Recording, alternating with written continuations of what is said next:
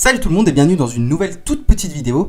Pour vous expliquer, je viens de finir le jeu Star Wars Battlefront 2, en tout cas le mode histoire, et il y a certains éléments qui pourraient coïncider avec certains éléments de l'intrigue du prochain épisode de la saga Star Wars au cinéma, Star Wars 8. Je vous préviens tout d'abord que la vidéo risque de spoiler, ou du moins de donner des théories sur Star Wars 8, donc si vous voulez pas entendre ces théories, je vous conseille de ne pas regarder cette vidéo. Pour résumer brièvement l'histoire de Star Wars Battlefront 2, on incarne Iden Versio, une commandante impériale accompagnée de Del Meeko, qui, juste après donc, la destruction de l'étoile de la mort, vont peu à peu aller du côté clair de la force.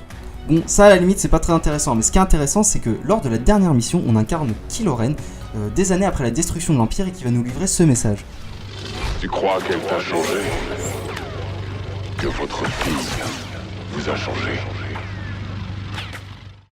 Voilà, alors, qui est cette fille dont il fait allusion? Eh bien, tout simplement, beaucoup de théories ont vu le jour là, durant les premiers jours de sortie du jeu, et il pourrait s'agir potentiellement des vrais parents de Rey. Pour rappeler brièvement, Rey c'est le personnage principal de Star Wars épisode 7, et qui est une personne qui maîtrise excellemment bien la force, et qui va aller retrouver Luke Skywalker pour devenir une Jedi. Il y avait tout un mystère autour des véritables parents de Rey, et ici, peut-être que Kylo Ren nous laisse quelques indices sur l'identité de ses véritables parents. Vous avez pu l'entendre vous-même, il appuie beaucoup trop sur le fait que les deux personnages principaux du jeu est une fille ensemble, alors que j'ai fini le jeu, et on n'en reparle absolument pas après, ce qui pourrait être déjà un petit indice sur le fait que les parents de Rey soient Iden Versio et Del Meeko. Il y a également un deuxième petit indice qui pourrait laisser penser ça, c'est que la dernière mission où on incarne Iden Versio, et où on détruit l'Empire, se passe sur la planète Jakku. La planète Jakku qui est la planète où on va retrouver Rey lors des premières images de Star Wars 7. Ce qui est intéressant, c'est que c'est également la planète où les deux personnages principaux de Battlefront 2 vont s'embrasser pour la première fois et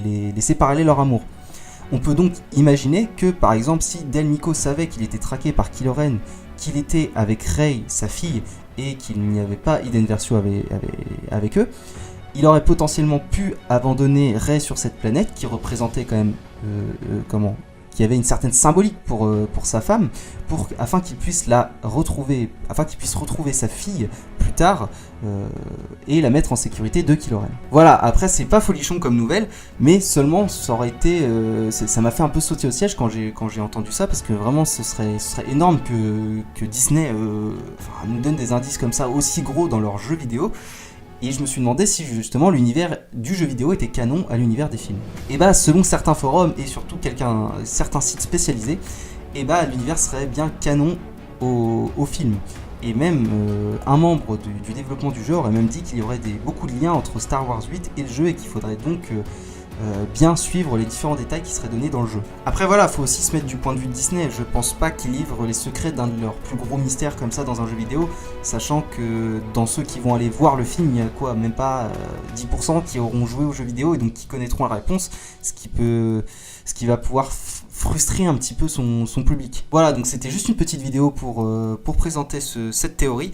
Après, j'y crois pas trop, mais ce serait quand même assez énorme. Je vois pas pourquoi en fait ils auraient mis cet élément dans le jeu, dans l'histoire du jeu, si c'était pas pour raccorder avec les films. C'est beaucoup trop pas anodin pour ne pas avoir son importance plus tard. Après, peut-être que c'est pas exactement ça, peut-être que justement Disney essaye de brouiller les pistes sur les différentes théories, parce qu'il y en a un paquet de théories qui sont venues sur Star Wars, et donc peut-être qu'on sera au final surpris par la réponse que vont apporter Star Wars 8. En tout cas, je vous dis à une prochaine fois. Là, c'était une petite vidéo vite fait que j'avais pas forcément écrite.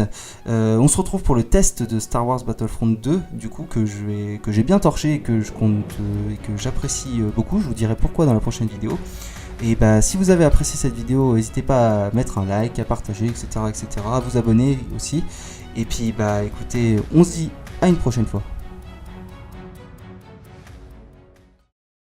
Vous avez vu, j'ai coupé mes cheveux.